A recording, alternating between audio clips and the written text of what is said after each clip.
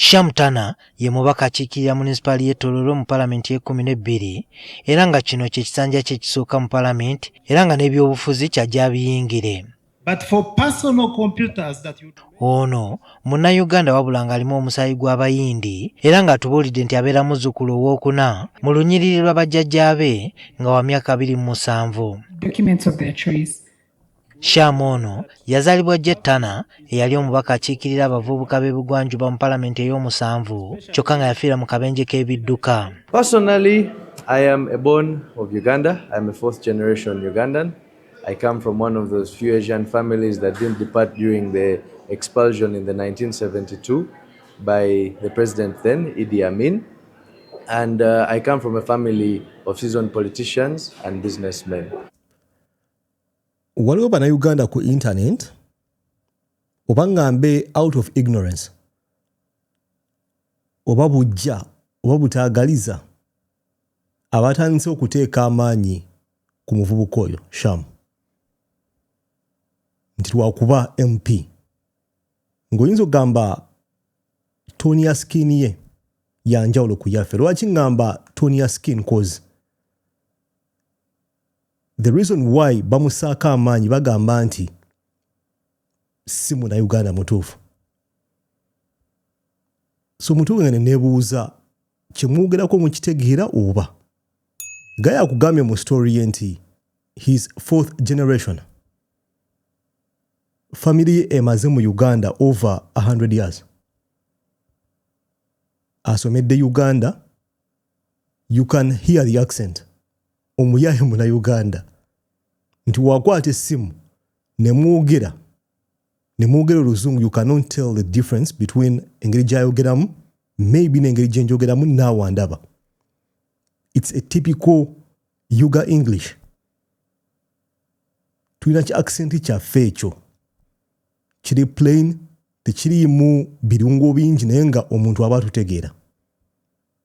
So oyinza okugamba nti he sounds Ugandan. The family has been in Uganda for over 100 years. Neno osanga omuntu ku TikTok ng'agamba tasaafuuka ki MP nti mulabe muyindi. Nga we nkugambye, is it ignorance, butamanya oba bujja butaagaliza oba kubanga oyinamu embeera eyo nga gwe just because omuntu alina toni ey'enjawulo ya skin ojja kumusaako embeera. We twasomera I think SST oba geography oba history, twasoma how the Bantu moved into East Africa. Fenna the Bantu, Banyoro, Baganda, Batoro, fenna. We came from the islands of Cameroon and Nigeria. Njogera around 1000 before Christ BC. Between 1000 and 500 AD. 1000 BC up to 500 AD. Miaka mingi nnyo mabega. Our great grandfathers abedda nnyo baava e Cameroon ne Nigeria ne bajja nga batambula ne bayita mu Central African Republic. Ne bajja ne badisplacinga the hunter-gatherers abaali we tuli mu kaseera kano East Africa. Cause bayina iron smelting, nkujjukiza gwandaba, bayina iron smelting, basanga ba hunter-gatherers, they were no match. You either join them or they crush you. So we settled and we formed the Bantu. So now nja kubuuza, if you think Shyam does not deserve okubeera MP because toni ya skin yanjawulo ku yiyo, nawe ddayo Cameroon oba Nigeria. Cause wooli si wammwe. Waliwo bwe wasangawo n'obajjawo ate nga bo mu ngeri gye wabajjawo. It was brutal. Cause mwaba crushing.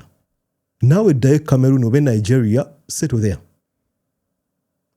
Leero mbadde nsoma something interesting nti in about 11 million years okuva kati tojja kubeerawo, nange sijja kubeerawo. The East African Rift System, Rift Valley, eri kwetemamu from Somalia down to Madagascar. Nti mu million 11 emyaka okuva kati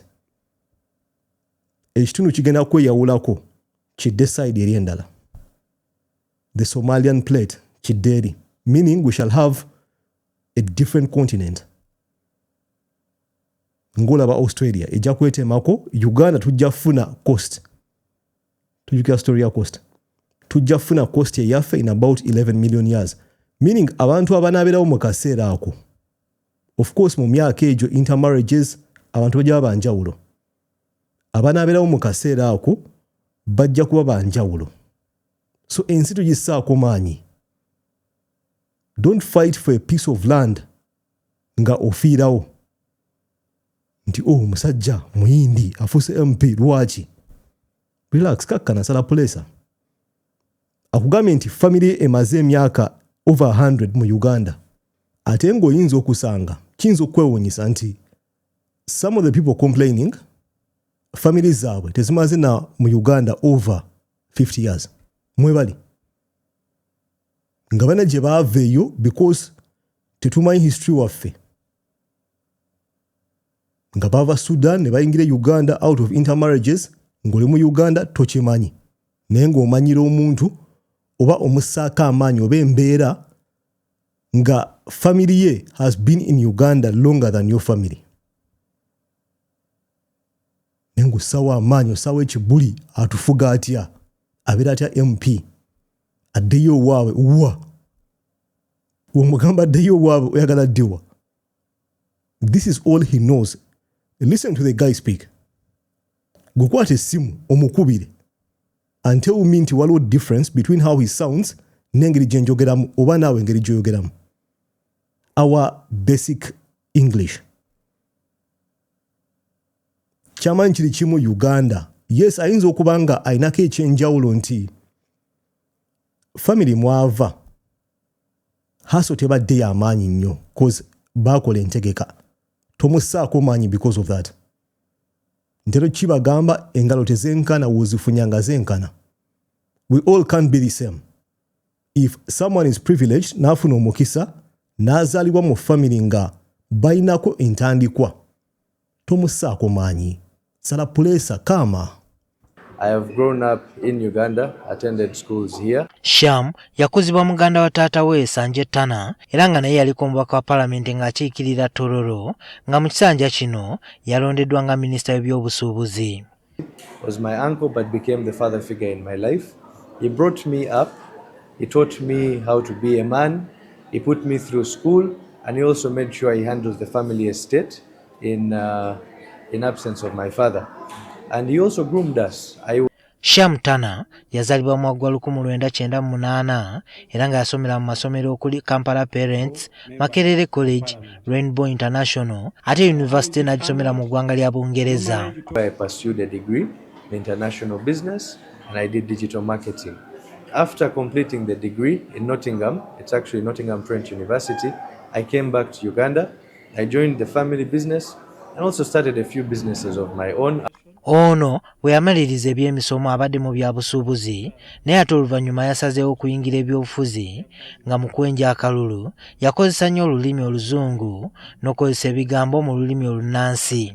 So waliwo bagamba nti lwaki tayogera local languages. I challenge ugenda mu families mu Kampala awo abaana bangi mu kaseera kano nga they can't even say oli otya. Nga they can't even say a single word in Luganda. It's a problem everywhere. Chirimba Gen Z. Nga omwana muganda munyango etayinza kwogera language ye bangi nnyo. Okay, let me not say language ye tayinza kwogera local language. Nga ogezaako okwogera nabo mu Luganda they can't communicate. Nenga akulidde mu Kampala awo. Ebintu bikyuse. Emyaka gye twakuliramu and the kids nowadays, the game is different, especially abantu abazaalibwa around 1998. Kiri worse singa family ebanga middle class nga balinamu obuswazi. Oluganda, Lunyankole, Lucholi, they can't speak local languages. Amanyi kimu Luzungu. Omwana akula alina iPhone 17 Pro Max alaba YouTube.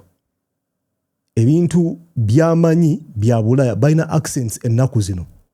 Osanga akana kali mu nursery okay nasale mba nimbye osanga kana nga kali mu P7 nga kwogera ng'Omungereza ninga kali sitaawo kawangaira mu Kampala yaffe naye amasomero mu kaseera kano engeri gye basomesaamu si bye byaffe ebya 1900 nti A, B, C, D, E, F, G, E for elephant, B for boy, byaggwawo dda abaana basoma sounds. So engeri gye boogeramu ya njawulo, vernacular gone. It's a big problem mu ggwanga nti in 100 years ojja kusanga we shall lose some of the languages eziri local. Abantu abasinga obungi in about 50 to 100 years bajja boogera luzungu lukaluka. Bajja boogera foreign languages mu kaseera kano ng'oyinza okugamba because of the West influence, internet, films and everything, parents glorify English over our local languages. Osanga omuzadde nga akuba omwana we because ayogera Oluganda. We twakulira nga bakwambaza ejjembe.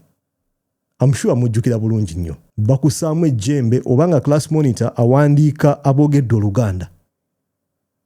Nti Shaba spoke vernacular. So ebintu ng'ebyo they are contributing to a generation of young people who can't speak vernacular, local languages. So ojja n'ogamba, oh Sham, yakola campaign nga ayogera Luzungu. Kuba torch mu njuyo. Your kid cannot speak Luganda, ng'oli Muganda. Your kid cannot speak Runyankole, ng'oli Munyankole. They cannot write their local languages. Kanku example, tukola YouTube kweno channel. Omunaja n'agamba, oh mbadde mmanyi ogenda kwogera Luzungu lwakabi. Why? Background yange Luganda, nja kulwogera. No matter what, I have to propagate my thing, my language. If I speak English, sijja kusama accent, nja kwogera Yuga English eya Sham. Previous general elections, I decided to venture into politics because I felt it was time for me to give back to the community that has been giving me, that has brought me up, that has made me who I am. Sham atubuulidde engeri bye yavuganya mu kalulu gye bakozesaamu langi yo okumusaaba akasa. I was often referred to as Nyathi Muhindi. Nyathi Muhindi means the Muhindi child or the Muhindi boy. And it was not referred to in a very positive manner. So I actually took it in good faith. I picked that statement up and I turned it around and said, vote for the Nyathi Muhindi. This time, vote for the Nyathi Muhindi, which translated to Wanginime Shodi Nyathi Muhindi. And I see him laughing, so he can actually testify that I was using the right thing. And then there are simple phrases that you use, like whenever I greet, it is like my catchphrase. I stand and address the public, and I say chili chitia, and just simple slogans.